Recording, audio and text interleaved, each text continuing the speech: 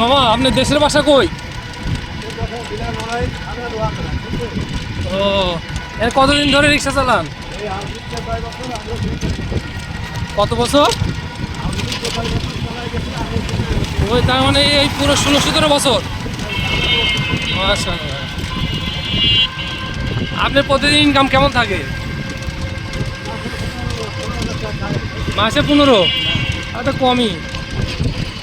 আর যে রোদ, এই যে রোদ মাথা ঘুরে যাওয়ার কথা প্রায়, তাপমাত্রা।